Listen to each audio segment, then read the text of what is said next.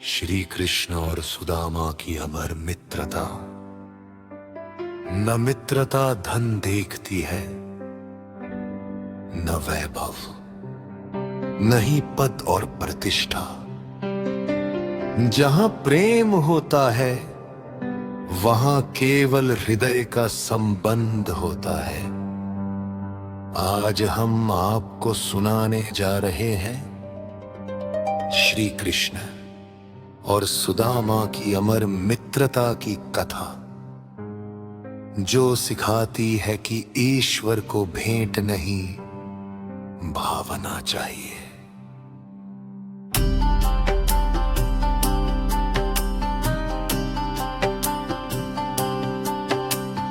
द्वापर युग की बात है,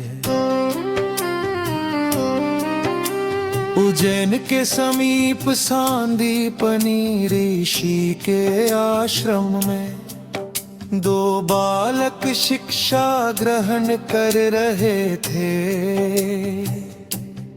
एक यदुवंशी राजकुमार श्री कृष्ण और दूसरा गरीब ब्राह्मण बालक सुदामा। एक राजमहल से आया था, दूसरा झोपड़ी से, पर आश्रम में न कोई राजा था न कोई गरीब थे, तो बस दो सच्चे मित्र।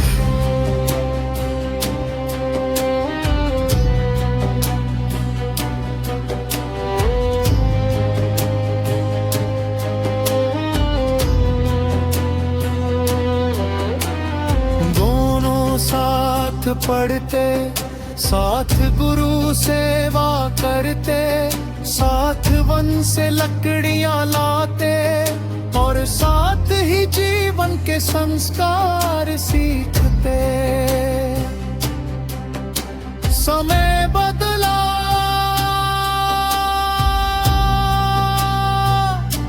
शिक्षा पूर्ण हुई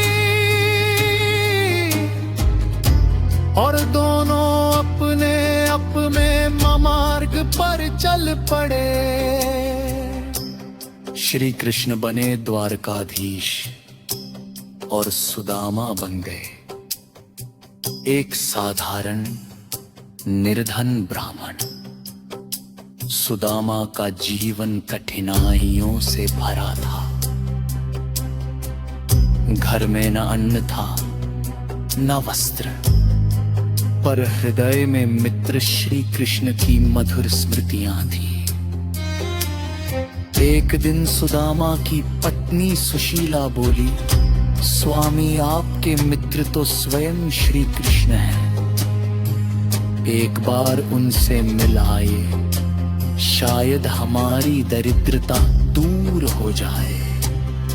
सुदामा बोले, मैं मित्र से कुछ मांगने नहीं जा सकता।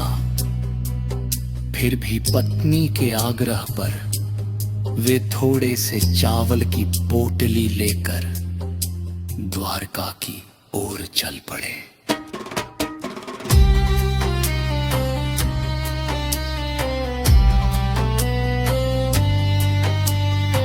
द्वारका पहुंचकर जब श्री कृष्ण को पता चला, मेरा मित्र सुदामा आया है, तो द्वारकाधीश राज सिंहासन छोड़ नंगे पांव दौड़ पड़े।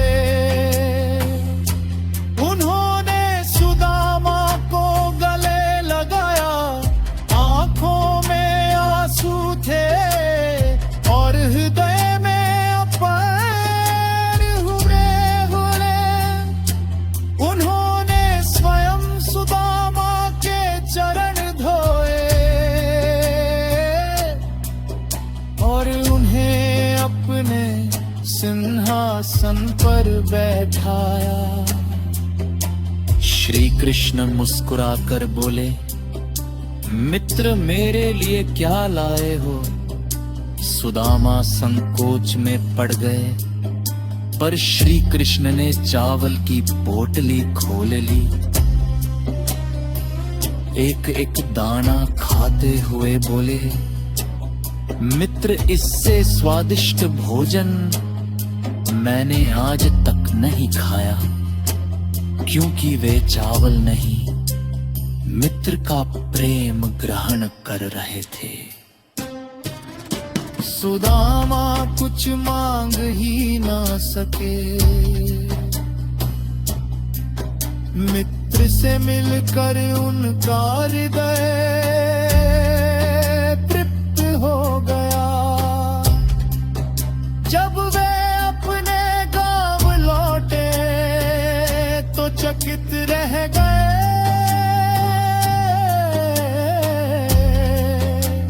झोपड़ी के स्थान पर